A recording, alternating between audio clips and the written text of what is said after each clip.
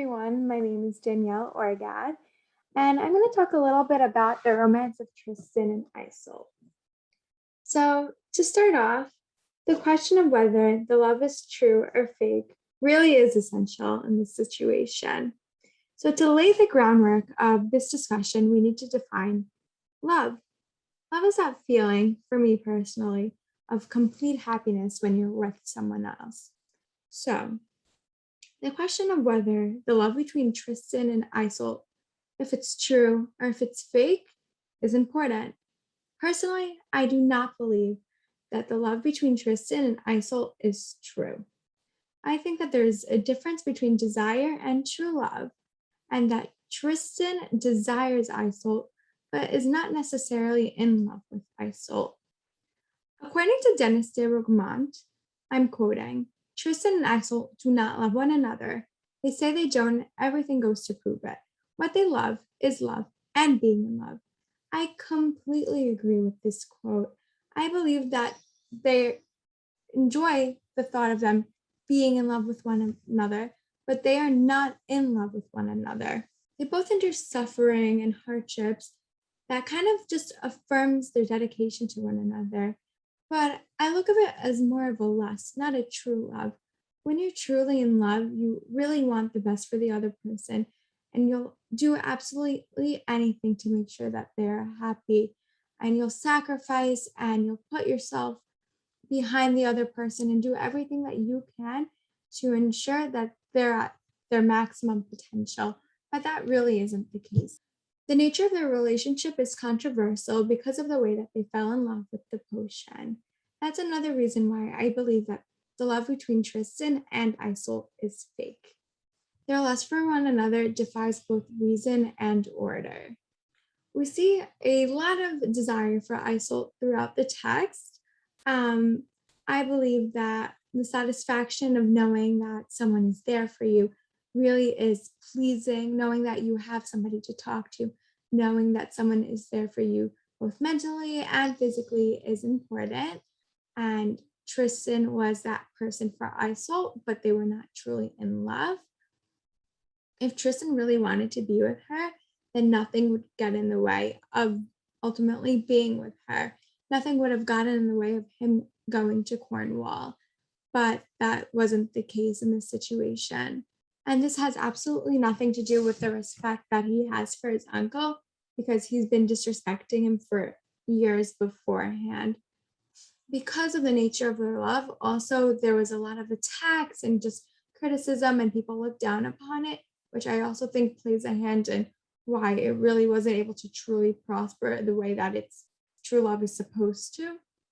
There is also a battle in society between the definition of true love, and there is a faulty conception of love as well. What I think true love is may not be what you think true love is. My idea of love is completely different than maybe my neighbors or my friends. It is all up to the interpretation of an individual. So eventually, the normal condition of their love becomes separation because they were apart from one another. After the period of the separation, we kind of get the feeling that they are romanticizing about the idea of being in love, which I had stated before, but it was strengthened after the period of separation that they had from one another. We also see kind of a desire from King Mark and Isolde.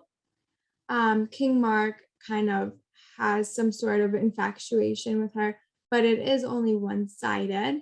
It is not an example of true love. And the wine that Tristan and Isolde drank was actually made for Isolde and the king, and not for Tristan and Isolde. The other kind of just shows us how love can make us do crazy things. It kind of just drives us to make decisions that sometimes we maybe wouldn't have made. Nonetheless, this love is fake and unhappy. They really don't want what's best for each other. They're just fantasizing about them being together in the end. So, unfortunately, King Mark got the crappy end of the stick, and he was betrayed by the two people that he trusted the most, Tristan and Isolde. The love that they had for one another supposedly broke his heart because he was unable to be with Isolde, even though Tristan had not respected him in the past, he was still in utter shock that his loyal soldier and friend would take him away from someone that could have potentially have been his wife at the time. This kind of just plays a hand in the author showing us that life has a bunch of unexpected turns and we can't really predict it, and that life just kind of hits us suddenly and may or may not be prepared for it, but we have to take what we can get. Even the closest person to us may betray us. And that's something that really shined through after reading this text. All in all, we see two people who romanticize about being in love with one another, but are not truly infatuated by each other.